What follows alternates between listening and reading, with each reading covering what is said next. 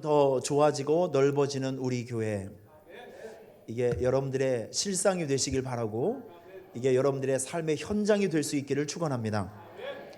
우리 교회는 1969년 3월 1일 날 바로 이 장소에서, 바로 이 동네에서, 옛날에는 이곳이 오산읍 수청리였습니다. 그래서 이 지역에서 시작된 교회, 무려 48년 동안 이 지역 사회에서 선한 영향력을 끼치며 하나님의 도우심과 은혜 가운데 우리가 이 교회 공동체를 이끌어 가고 있습니다. 참 감사한 것은 교회 역사를 이렇게 뒤를 돌아보니까 참 많은 사람들이 우리 교회를 통해서 예수를 믿게 되고 하나님의 자녀가 되고, 그리고 그분들이 교회를 통해서 신앙생활과 함께 좋은 일꾼이 되어 지금도 쓰임받고 있는 사실이 저는 너무나도 감사가 되었습니다.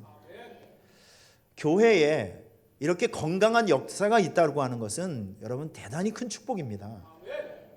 아마 여러분들은 이런 걸 잘 실감을 못 하실 것 같아요. 그런데 제가 2012년도에 필리핀 선교를 마치고 하나님의 부르심을 받아서 여기 왔을 때 저는 역사의 힘을 제가 제대로 느꼈습니다.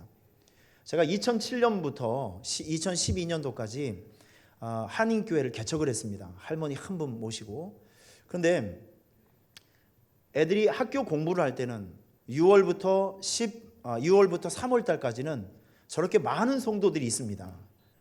근데 3월 달이 돼서 이제 3월, 4월, 5월 이렇게 석 달 동안은 여러분 그 다음 장면을 보시면 성도들이 이렇게 줄어버려요.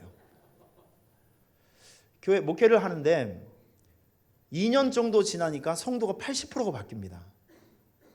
여러분 이런 시스템을 구조적으로 이해할 수 있으세요? 매일 바뀌는 거예요. 매일 사람들도 오고 매일 사람도 바뀌고. 그래서 제가 어떤 게 우리 식구인지도 모르겠어요. 매일 바뀝니다. 매일 바뀌어. 정들었던 사람은 조금 있으면 또 집에 가고, 6월부터 한 3월 달까지는 저렇게 사람들이 복작복작 하다가 방학 때만 되면 성도들이 60%, 70%가 없어져 버립니다. 정말 이게 이해하기 힘든. 그런데 한국에 딱 오니까 정말 감사했던 것은 1년 365일 비가 오나 눈이 오나 성도가 안 바뀌어요. 설교를 준비를 했는데 이 설교를 들어줄 수 있는 성도가 있다는 것이 저는 엄청나게 큰 위로였습니다. 이거 여러분들은 아마 모르실 거예요. 이게 너무 감사하기도 하고, 이게 교회의 역사구나, 이게 교회를 지탱하고 있는 뿌리구나, 힘이구나 라는 것이 굉장히 많이 느껴지면서 정말 감사했습니다. 여러분, 큰 교회를 목회하시는 그 분당이라든지 아니면 동탄 지역에 이게 밀물처럼 썰물처럼 왔다 갔다 하시는 성도님들이 굉장히 많습니다. 근데 목사님들이 이구동성으로 하시는 말씀이 뭐냐면, 뭐 교회에서 어떤 일을 할 때 사람은 많은데 성도가 없대요. 이해가 되십니까?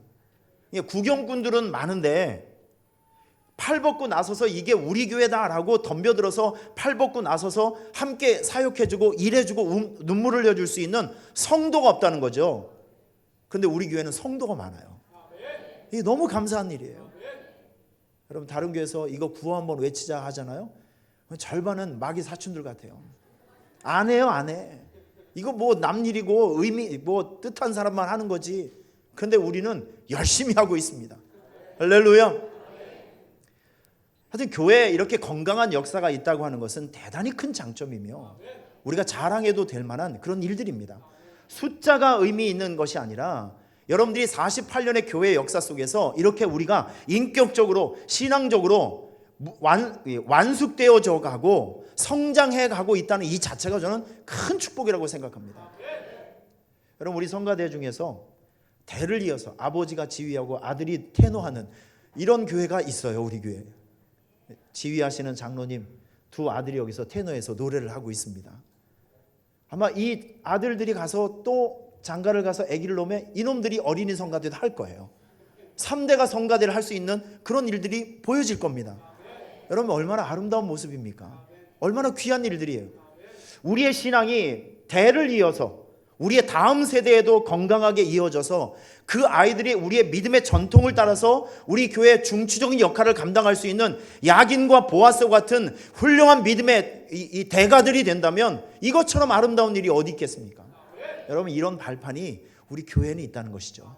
이런 영적인 프레임이 우리 교회는 있다는 것입니다. 그래서 우리 교회는 참 복된 교회고 은혜로운 교회예요. 교회 역사를 이렇게 뒤를 돌아보니까 제가 느끼고 생각되어지는 것이 있습니다. 아니, 생각되는 것이 아니라 보이는 게 있어요. 뭐가 보이냐면 이런 겁니다.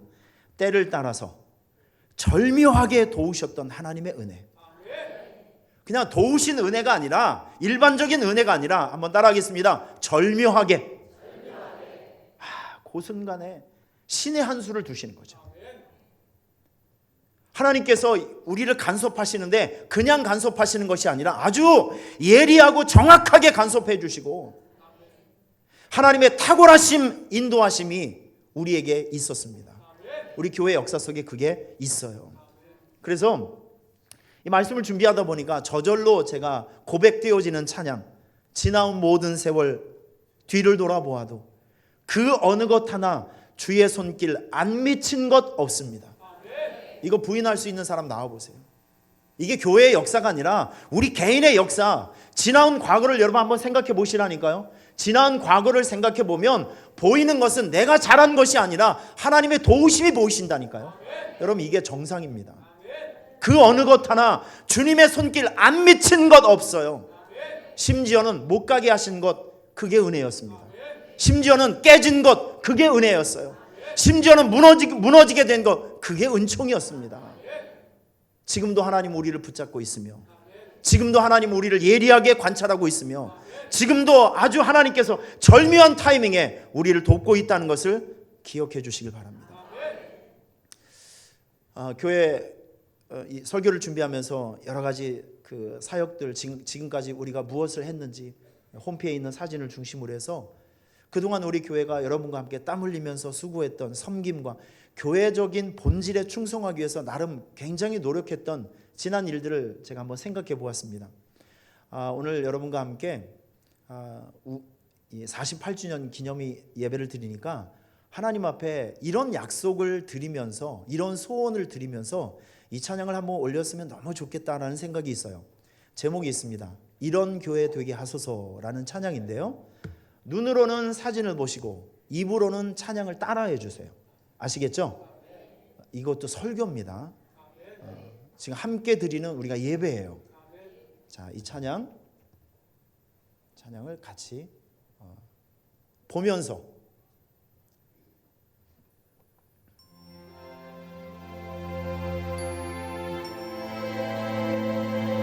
짧은 시간 저와 여러분이 함께 걸었던 그런 믿음의 길, 또 주님의 길이었습니다.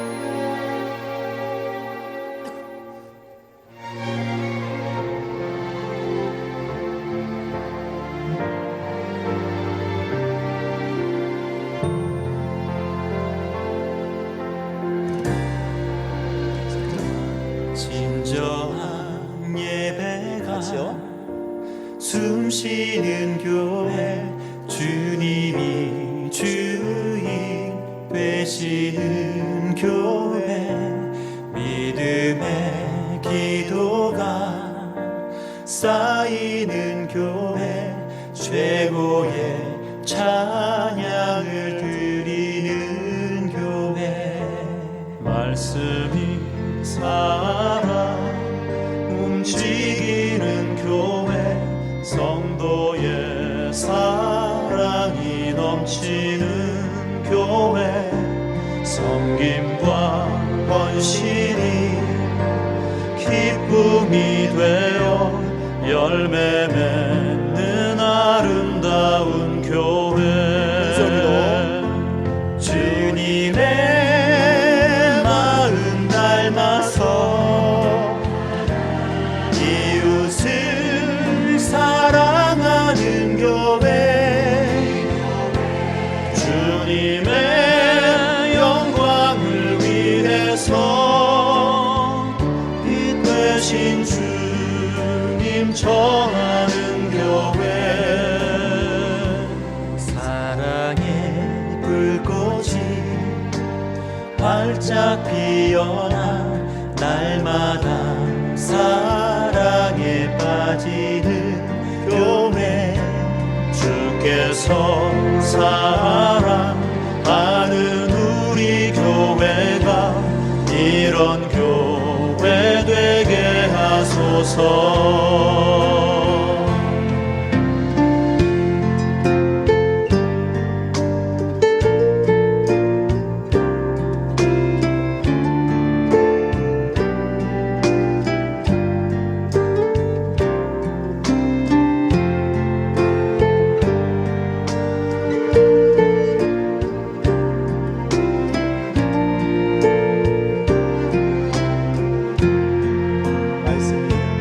말씀이 살아 움직이는 교회, 성도의 사랑이 넘치는 교회, 섬김과 원신이 기쁨이 되어 열매 맺는 아름다운 교회.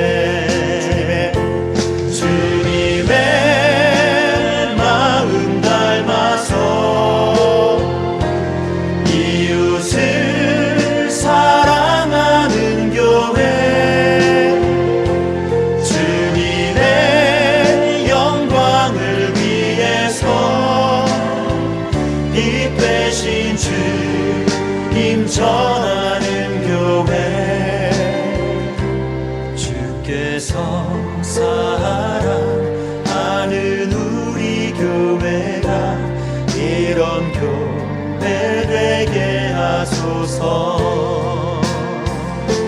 주님의 마음 닮아서 이웃을 사랑하는 교회, 주님의 영광을 위해서 빛 되신 주님 전하는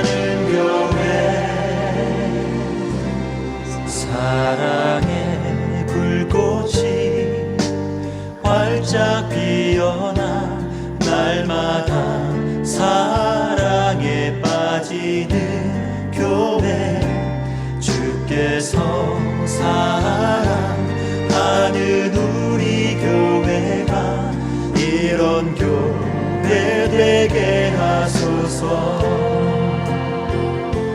주께서 사랑하는 우리 교회가 이런 교회 되게 하소서.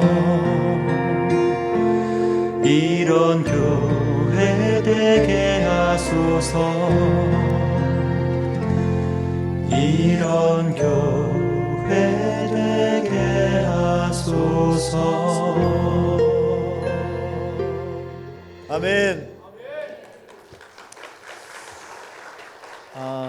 참 감격스러웠습니다.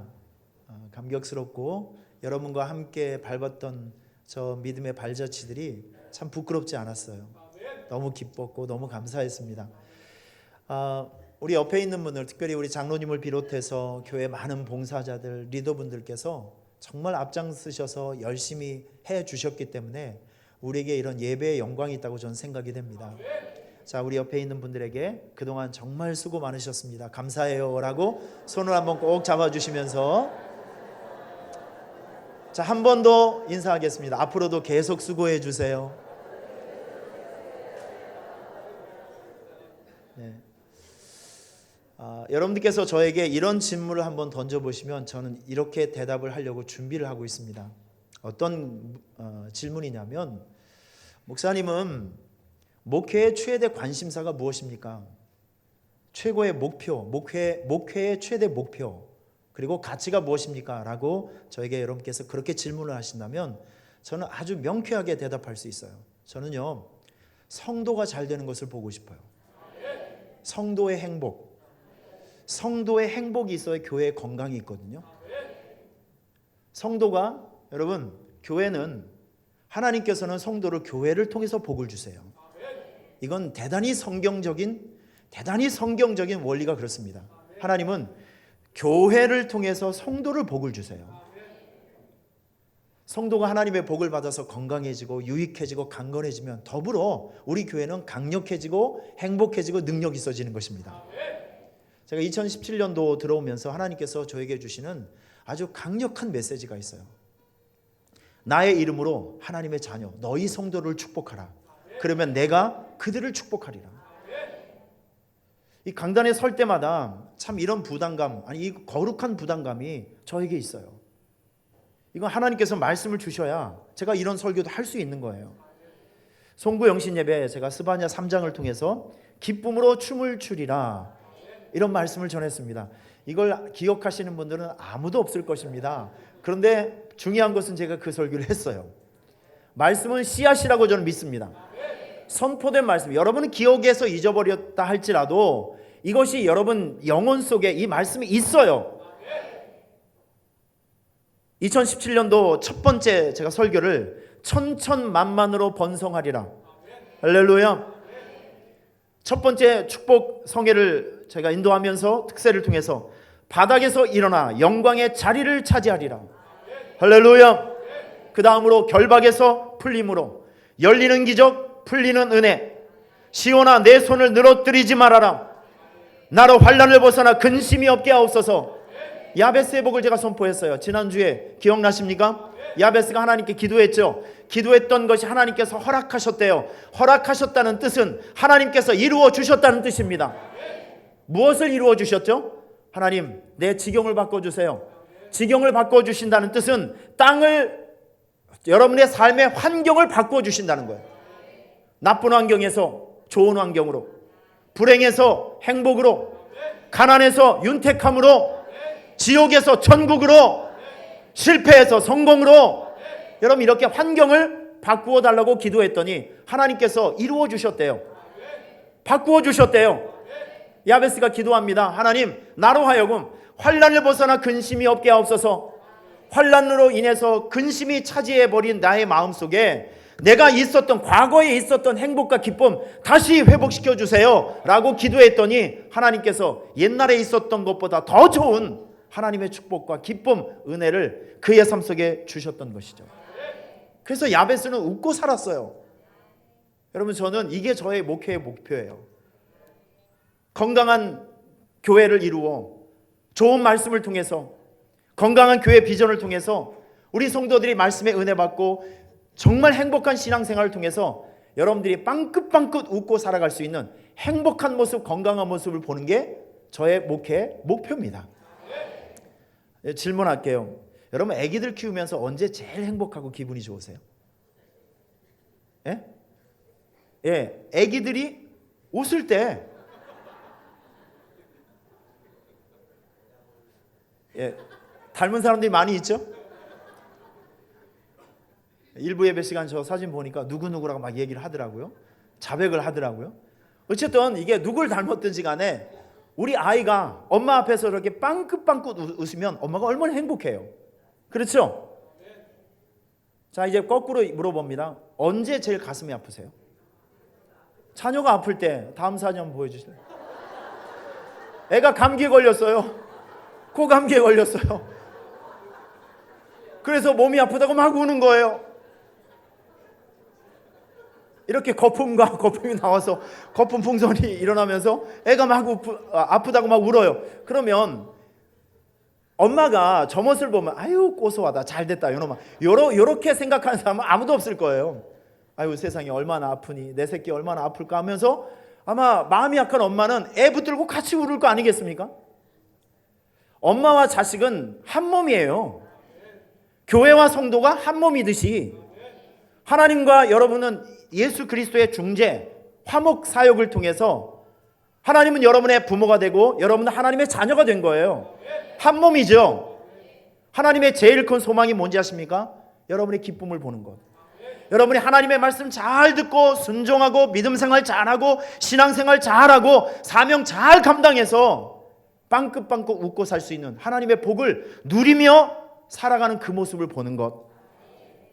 여러분이 말 안 듣고 충성도 안 하고 예배 생활도 잘 안 해서 자꾸 넘어지고 쓰러지고 아파하는 거 하나님 그렇게 별로 안 좋아하세요. 제가 제일 가슴 아픈 거 우리 성도들이 아파하는 모습을 볼 때, 반대로 우리 성도들이 정말로 잘 되는 모습을 보면 정말 춤을 출 듯이 저는 너무너무 기뻐요. 어제 지만이가 전국 노래자랑에 나갔습니다. 우리 이성관 장로님이 여러분 전국 노래자랑 우습게 생각하시면 안 돼요. 저 출연자들이 보니까 뭐 350명 출연팀이 나왔대요. 예선에 1차, 2차를. 그래서 15팀을 뽑는데 우리 지만이가 나가서 자기가 신청도 안 했는데 하여튼 장교가 신청을 해서 내일 예선이니까 나가라. 그랬더니 순종하는 마음으로 갔더니 본선에 올라갔어요. 그런데 내가 보니까 선곡을 너무 점잖은 거래서 김현식의 내 사랑 내 사랑 내 곁에 이건 진짜 그 우리 예배송 아닙니까? 우리로 얘기해 보면 그렇게 점잖은 이 전국 노래자랑은 약간 애들 말로 똘끼가 있는 사람들. 아마 지만이가 모자 뒤집어 쓰고 뭐 못 간다고 전해라 뭐 이런 거 이렇게 불렀다면 금상은 아니래도 은상은 충분히 받았을 거예요. 근데 얘가 정통 발라드를 부른 거야. 너무 아쉽죠. 실력은 대상인데 이 사람들이 그 수준 높은 음악을 이해를 못해서 그만 참가상만 받고 말았습니다. 그래도 여러분 뭐 4월 며칠 날 그게 나온대요. 우리가 은혜 받는 마음으로 그걸 시청을 했으면 좋겠습니다. 하여튼 그런데 여러분 저는 그 얘기를 들었을 때 너무 기분이 좋은 거예요. 우리 자식이 잘 돼서 TV에 출연을 하고 좀 아멘 좀 해줘봐요. 좀 남들이 잘 되는 걸 여러분께서 축하해 주시길 바랍니다. 그대로 돌아올 줄 믿습니다. 얼마나 좋아요. 우리 애들이 잘 돼서 TV에도 나오고 돈도 잘 벌고 이쁘기도 하고 성공도 하고. 저는 그런 모습을 보면서 목회의 보람을 느끼는 거예요. 여러분 좋은 일들 성도들과 함께 나누시고 주의 종과 함께 나누세요. 나쁜 것만 주의 종과 함께 나누려고 하지 말고 좋은 것도 좀 나누시길 바랍니다. 좋은 일 있으면 연락해서 기쁨을 함께 나누시길 바랍니다. 할렐루야. 이게 신앙생활이에요. 이게 신앙생활. 저는 책임감을 가지고 목회를 하고 있어요. 내가 최선을 다해서 말씀 잘 준비하고 최선을 다해서 우리 성도들 잘 섬겨서 여러분들이 건강해지고 행복해지고 하나님의 말씀에 잘 순종해서 신앙생활 잘해서 반짝반짝 빛나는 그런 인생과 삶이 되기를 축원합니다. 나이가 들면서 사람이 일어나는 시간이 짧아지는 거 맞지요? 맞습니까? 빨리 좋은 말 할 때 대답을 해주시길 바랍니다. 주일날만 되면 잠을 못 자요. 제가 잠을. 오늘도 새벽 2시 반에 일어났어요. 이 말씀에 대한 부담감이 어떤 분들은 목사님 맨날 쓰는데 뭐가 부담되냐고. 여기 서봐요. 부담이 되는지 안 되는지. 어떤 성도 이렇게 얘기합니다. 목사님 저는 그 일주일에 한 번 듣는 그 말씀이 저 일주일에 자기의 양식이래요. 얼마나 부담감이 생기는지 아십니까? 자꾸 아침에 일찍 일어나게 돼요. 내가 왜 요즘 왜 이렇게 일찍 일어나지? 우리 한솔이가 얘기합니다. 아빠 늙어서 그래. 가슴에 비수가 팍 꽂힙니다. 저놈 자식. 물론 그런 것도 있겠지만 육체적으로 늙지 않는 사람이 어디 있겠습니까? 그런데 부담감. 최종 이 탑 리더가 되면 나를 바라보고 있는 성도들을 바라보면서 목회를 해야 되잖아요. 목사가 가는 만큼 성도도 가고 교회도 가는 거예요. 여러분들은 지금을 보지만 저는 10, 20, 100을 앞을 보고 하는 거예요. 올바른 길로 이끌어 가야죠. 말씀 잘 준비해서 우리 성도 잘 먹여야죠. 건강하게 만들어야죠. 그럼 이게 보통 책임감이 아니에요. 그런데 중요한 것은 하나님께서 우리 교회에 예배 은혜를 주신다는 거예요. 그래서 이런 것이 매번 느껴질 때마다 너무 감사한 거예요. 저는 오늘 이 시간에도 48주년 된 우리 교회와 여러분들에게 예수님의 이름으로 당당하게 선포할 것이 있어요. 그게 뭐냐면 여러분들은 하나님의 은혜와 축복으로 점점 더 잘 될 것입니다. 우리 교회는 점점 더 좋아질 것입니다. 여러분의 지경과 환경이 넓어질 것이고 강력해질 것이고 성장해서 귀하게 쓰임받을 거예요. 전 이것을 믿습니다. 교회는요 헬라어로 에클레시아라는 단어들을 씁니다. 이게 원어적인 해석을 보면 불러낸 무리들이라는 뜻이에요. 하나님께서 세상이라는 구별이 없는 마귀의 저주가 있고 지옥의 저주가 있는 그런 곳에 살고 있는 우리들을 구별해서 선택해서 뽑으셔서 우리를 불러주셨어요. 불러주셔서 영적인 공동체를 만들어 주셨어요. 여러분들은 일반적인 사람이 아니라 성도입니다. 하나님의 자녀라는 영적인 정체성을 가지고 있어요. 여러분 착각을 하시면 안 됩니다. 이 빌딩, 이 교회 지금 보이는 이 건물은요, 우리 성도들이 모여서 예배드리는 공간입니다. 이게 이 빌딩이 교회가 아니라 세상이라는 희망이 없고 마귀의 저주가 있는 세상에서 하나님께서 구원받는 자녀로 여러분께 불러주셨어요. 불러주신 사람들, 하나님의 구원이 임한 사람들, 여러분 그 사람이 교회입니다. 그 사람들이 모여서 함께 예배하는 공동체가 바로 교회 공동체. 그래서 교회는요, 공동체, 영적 공동체, 사명 공동체, 예배 공동체라고 이야기를 합니다. 하나님께서 교회에만 주신 독특한 사명이 있어요. 영적 사명. 첫 번째가 예배입니다. 두 번째가 전도와 선교입니다. 나눔과 섬김, 그리고 가르침입니다. 여러분 사도행전 2장을 보면 성령 강림 사건 이후로 초대교회의 초창기적인 모습이 나오는데, 이건 시간이 좀 가더라도 저와 여러분이 눈을 크게 뜨고 확인을 하고 가야 돼요. 이게 교회구나, 이런 게 교회구나 라는 것을 여러분께서 체험하셔야 돼요. 자, 우선 사도행전 2장 42절 한번 보실까요? 사도행전 4장 22절, 2장 42절. 자, 시작.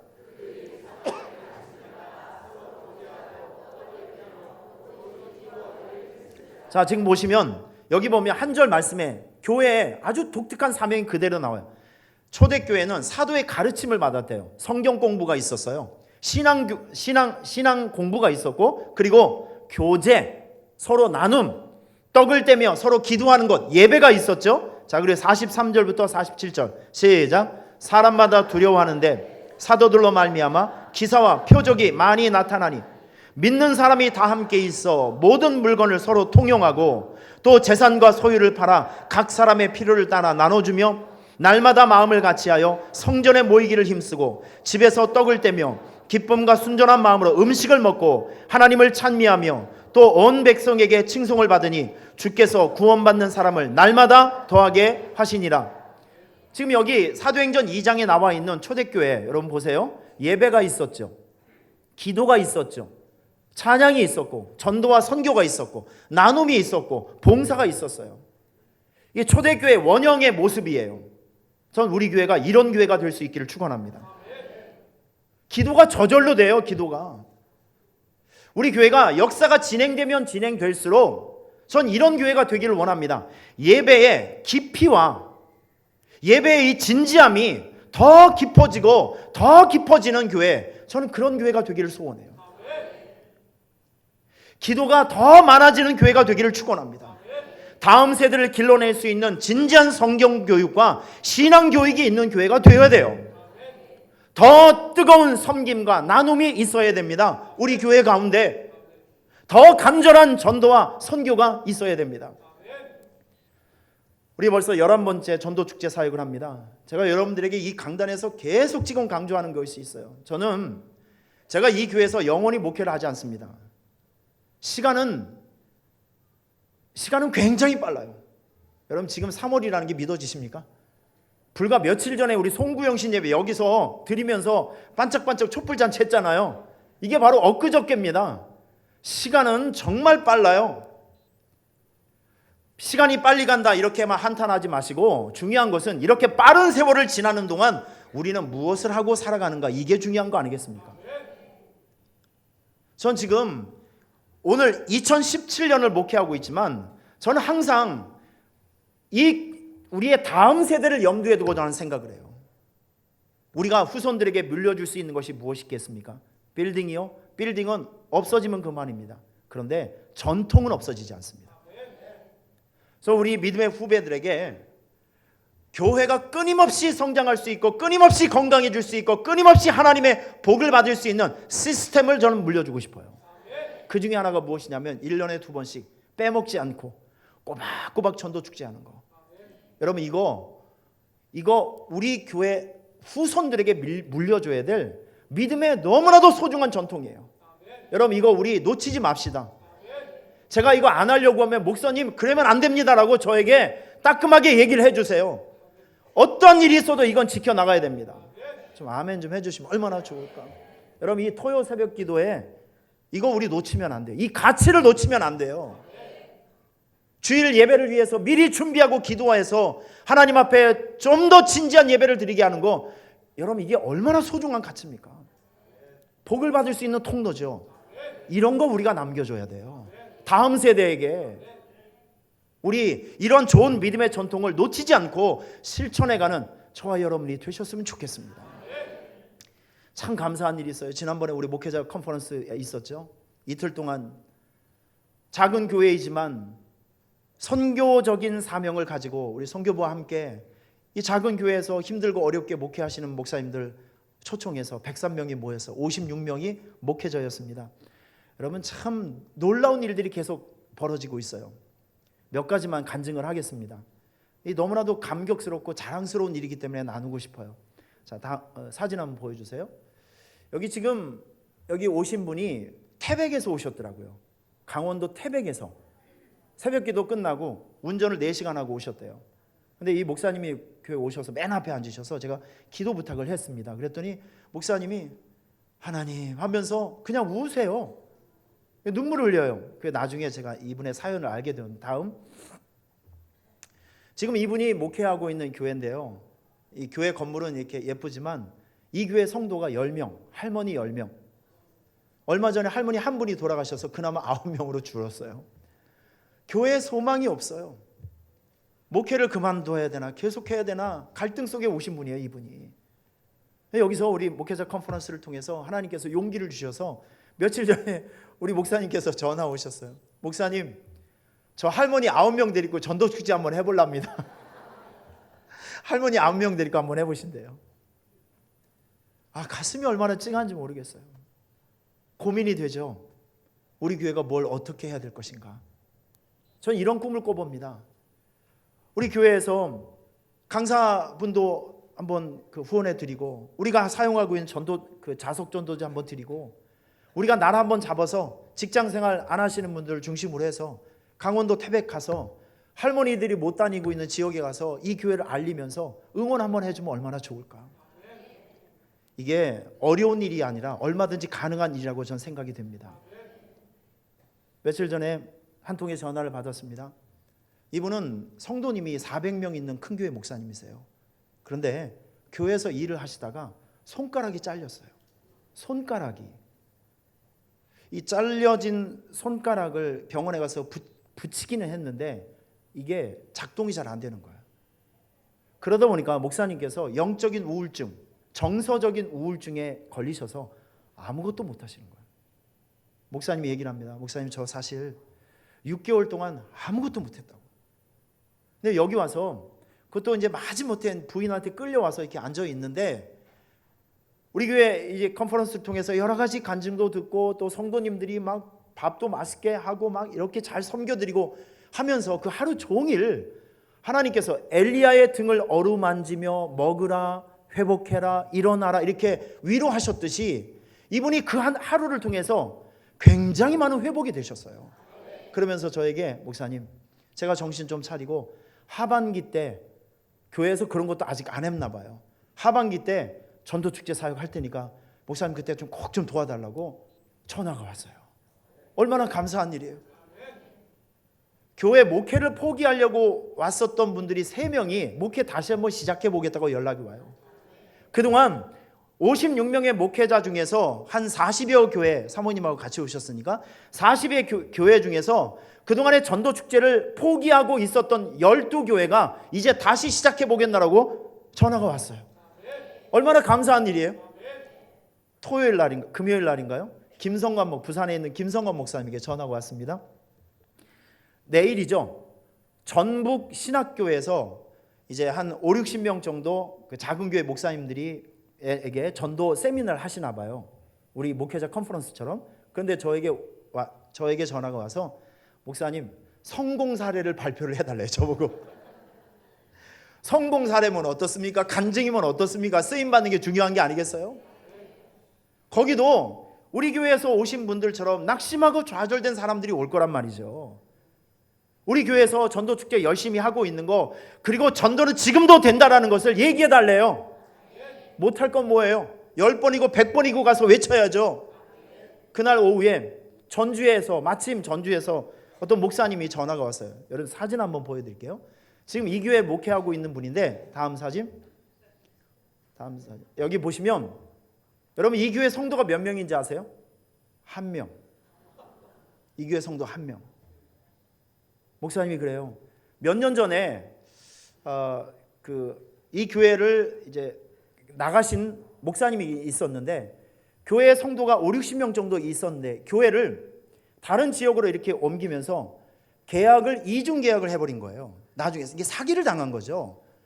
그래서 모든 재산을 다 잃어버리고 이쪽으로 어쩔 수 없이 이사를 왔는데, 그 이사하는 과정 속에서 성도가 다 나가고 1명 남았대요.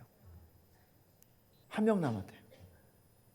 컨퍼런스에 와서, 우리 교회 목회 컨퍼런스에 와서, 하나님 이 1명 가지고도 한번 해볼게요. 전주에 통화를 하다가 내가 월요일날 전주에 간다 그랬더니 교회를 와서 이 교회가 어떻게 하면 전도를 할 수 있는지 저보고 가르쳐 달래요. 참 어려운 숙제를 제가 받았습니다. 저는 갈 거예요. 가서 외칠 겁니다. 전도는 반드시 된다. 왜? 이건 사람의 일이 아니라 하나님께서 주체적으로 하시는 일이기 때문에. 여러분 지금 제가 여러분들에게 뭘 지금 계속 말씀드리냐면, 하나님께서 지금 우리 교회를 사용하고 있다는 거예요. 쓰시고 있다는 거예요. 저는 항상 여러분들에게 말씀드리지만, 저는 확신이 있는 것이 있어요. 쓰임 받는 것이 축복입니다.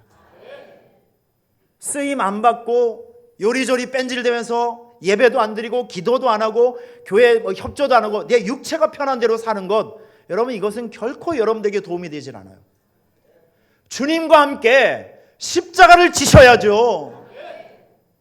주님과 함께 어려운 길도 가시고, 교회와 함께 가시밭길도 가시고, 주님과 함께 십자가를 짊어져야, 평범 이상의 눈물을 흘려야 평범 이상의 하나님의 복을 받는 거 아니겠습니까? 너무나도 당연한 진리 아니겠어요? 여러분 잠언서에 보면 겸손과 여호와를 경외함의 보상이 있다 그랬어요. 재물과 영광과 생명이 있다 그랬죠. 경외함이 뭘까요? 경외함의 내용은 이렇습니다.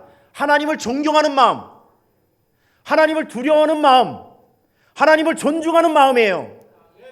요셉이 외국 땅에 갔지만 그 땅에서도 보디발 장군의 아내의 그 피할 수 없는 공격이 왔을 때, 나는 그럴 수 없습니다. 나는 하나님을 의식하는 하나님의 사람입니다. 지금 이 순간에도 하나님은 나를 보고 있습니다. 내가 하나님의 눈동자 앞에서, in the face of God, 내가 하나님의 눈동자 얼굴 앞에서 나는 사람입니다. 여러분 이 심장을 가지고, 이 마음을 가지고 그 달콤한 유혹을 거절했어요. 여러분 이게 경외함이라고요. 이런 하나님에 대한 존경과 경외함, 존경하는 마음, 존중하는 마음을 가지고 하나님의 부르심에 순종하고 따라가고 충성하는 사람에게 하나님께서 무엇을 약속해 주셨냐? 재물과 영광과 생명이다. 하나님은 보상하시는 하나님이세요. 억지로 주님의 십자가를 지었던 구레네 사람 시몬, 여러분 그 가정이 구레네 사람 시몬의 아내였던 루포, 사도 바울의 가장 친근한 믿음의 어머니가 되어서 동역자가 되었고, 두 아들이 교회 리더가 되었어요. 귀하게 쓰임받는 것이죠. 쓰임받는 것이 손해가 아니라 축복이며 영광입니다. 어떤 모습으로든 여러분의 삶이 주님을 위해서 쓰임받는 그런 영광들이 있기를 주의 이름으로 축원합니다. 전 이번 한 주간 요한복음 2장을 계속 보면서 우리 교회와 성도를 참 많이 생각했어요. 오늘 요한복음 2장은 예수님의 공생의 사건에서 첫 번째 기적 그리고 첫 번째 이적이 나타나는 사건이 나옵니다. 결혼식장에 갔는데, 초대받아서 갔는데, 우리는 밥을 먹을 때 콜라나 식혜나 뭐 그런 게 나오죠. 근데 거기는 문화가 포도주가 나와야 돼. 이 포도주는 잔치상에는 없어서는 안 될 너무나도 소중한 그 음식입니다. 그런데 포도주가 다 떨어져 버리고 말았어요. 이 잔치상에 큰일이 생겼습니다. 이때 예수님께서 거기에 있는 시중을 들고 있는 사람들에게 이야기를 하죠. 저분이 무슨 얘기를 하면 대꾸도 하지 말고 그냥 시키는 대로 해. 예수님께서 하나님의 때가 되었을 때, 기적의 타이밍이 되었을 때 사람들에게 이야기를 합니다. 지금 요 물 항아리, 자 여러분들에게 조금 더 실감이 나기 위해서 여기 중동 지역에 가보면 집안에 물 항아리가 여러 종류가 있어요. 어떤 거는 주전자 같은 용도로 사람이 식사할 때 이렇게 따라 먹는 그 항아리가 있고, 우리 중동 지역에 가보면 손님이 왔을 때 꼭 주인이 사람들의 오신 손님의 발을 씻겨주고 손을 씻겨주는 그런 예절이 있습니다. 어느 집에든지 다 그래요. 그럴 때 쓰기 위해서 여기 정결의식이라고 나와 있는데, 이럴 때 사람들의 손과 발을 씻겨주기 위해서는 조금 더 큰 물 항아리가 있어야 되겠죠. 여기에 6개의 물 항아리가 있었대요. 제가 이걸 한번 따져봤습니다. 성경 주석을 연구를 해보니까 이게 어떤 정도 사이즈냐면 콜라 1리터짜리 있죠.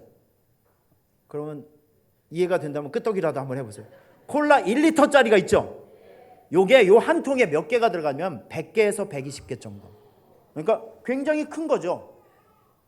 그러니까 벌써 오늘 여러분 이 말씀을 딱 보니까 예수님께서 일으키셨던 기적은 시시한 기적이 아니라 대단한 기적이에요. 그렇죠? 하여튼 이렇게 큰 물통에 물을 담가서 갖다 줬더니 물이 처음에 출발은 물이었는데 가서 보니까 포도주가 됐어요. 여러분 보세요. 물은 물이고 포도주는 포도주죠. 이해가 되십니까? 지금 이제 본질이 바뀐 거예요. 본질. 물이 출발해서 포도주가 되었다. 오늘 여러분 이게 공생의 예수님 공생의 사건의 첫 번째 기적이라면 여기에 무슨 메시지가 있어야 될 거 아니겠어요? 두 가지 메시지입니다. 예수님은 오늘 이 사건을 통해서, 요한이라는 기자는 이 사건을 통해서 오늘 우리에게 무엇을 가르쳐주고 있냐면 이거예요. I am the Messiah. 나는 구원자. 예수는 구원자. 구약에서 그렇게 외치고 그렇게 설명하고 있었던, 예언하고 있었던 그 메시아, 오신다라고 하셨던 그 메시아, 그분이 예수라는 거예요. 그런데 그분이 예수께서 무엇을 하시냐면 본질을 바꿔주는 일을 한다. 다시 말해서 I am the only solution. 이거는 누구도 할 수 없는 인간의 본질을 바꾸는 대안을 줄 수 있고 그 문제를 해결할 수 있는 결정적인 결정권을 갖고 있는 분이 예수님이다. 그럼 이것을 오늘 우리에게 보여주고 있는 거예요. 이 사건은 이런 의미에서 대단히 중요한 의미가 있습니다. 저 여러분들에게 물어볼게요. 여러분들은 예수님을 누구라고 생각하십니까? 이 질문에 여러분께서 담대하게 대답이 나오셔야 돼요. 여러분들의 가슴 안에 있는 예수님은 누구이십니까? 옆집 아저씨네 전부 다. 말을 못하시네 그냥. 너무 간단한 거 아니겠어요? 나를 이 죄악의 세상에서 건져주신 구원자, 유일한 구원자, 나의 본질을 바꾸어 주시는 유일한 구원자, 내 인생의 문제를 해결해 줄 수 있는 강력한 대안을 줄 수 있고 본질을 바꾸어 줄 수 있는 내 인생에 대안을 줄 수 있고 문제를 해결해 줄 수 있는 완벽한 해결자, 여러분 그분이 여러분 가슴에 있는 예수님이세요. 이런 예수님에 대한 확신이 있어야 여러분들이 세상 사람들에게 나가서 예수 그리스도라는 분을 강력하게 제시할 수 있는, 당당하게 얘기해 줄 수 있는 전도자가 될 수 있다는 것이죠. 믿습니까? 오늘 이 본문 마지막을 보면 포도주를 마신 사람들의 마지막 반응이 참 기가 막혀요. 우리 9절 10절 말씀 한번 보실까요? 9절 10절 시작.